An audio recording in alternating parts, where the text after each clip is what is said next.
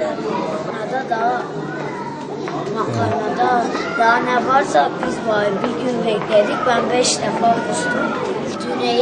Dün akşam 5 defa kustum. Öyle karnım ağrıdı. Annem ondan sonra bana bir tane ayran verdi de yoğurt verdi de ye içindeki zehir çıksın. Yedim.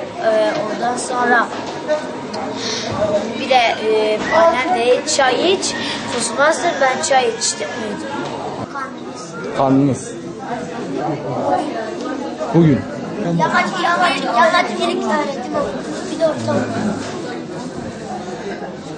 Vallahi orta.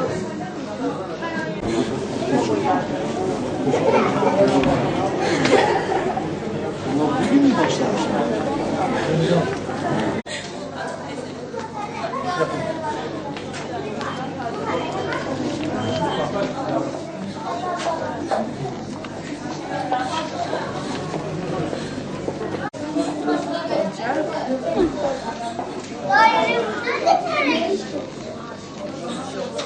Fevzi Yıldız. Hizmetleri yemekler.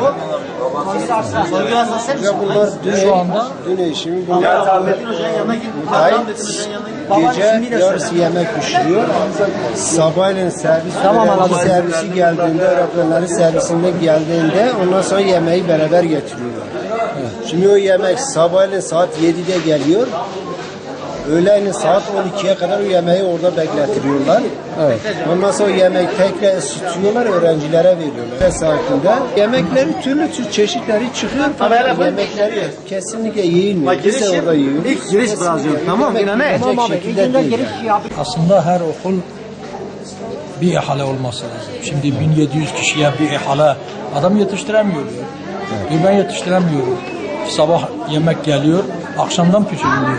Sabah geliyor, öğleye kadar orada yemek var. Yemek şikayet ediyor tabii. Diyor ben yetiştiremiyorum.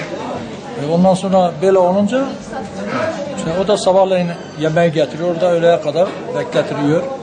Onun için yani şikayet şu anda yemektendir diyor. Evet. Ama tahlilleri bir bekleyelim ondan sonra.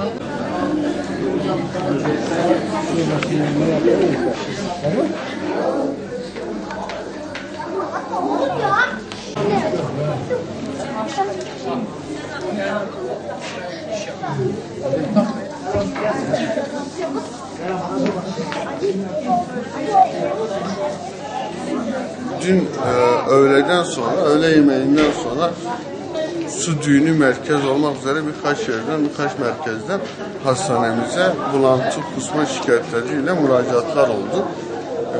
Gerekli tetkik ve tedavilerini başlattık. Gıda zehirlenmesi noktasında şüphelerimiz oldu. Parazit yönünden de inceliyoruz.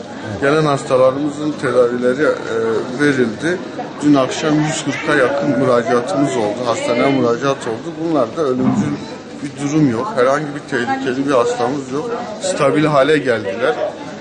Bugün itibariyle dün yatan hastalarımızın taburcu işlemleri de yapılıyor. Bugün de 30'a yakın yeni bir müracaat. Ayrı bir bölgeden, Yamaç yöresinden 30'a yakın da öğrencimiz tekrar müracaat etti. Onların da şimdi işlemleri görülüyor. Herhangi bir sıkıntı yok. Bulantı kusması fazla olan 2 hastamız vardı. Onlar da tedavilerini gördüler. Şimdi durumları iyi. Evet, toplam kaç öğrenci size başvurdu hastanıza? Şimdi bu sabahki başvurularla birlikte 170'i bulacak. Bingöl Südümköy Elmaçay mezrasında. Bingöl merkeze bağlı. Adım Muhittin Barulay. Bu öğrencilerimiz dünden beri yemek nedeniyle yani zehirleme oldu. Dün saat 4'ten bu yani buradayım yani. Evet. Şu an benim hastalarım 3 tane abim oğlu, bir tane de amca çocuğu var. Evet. Akşamdan beri buradayım. Şu an hasta sayımız yani 300'ü geçmiş.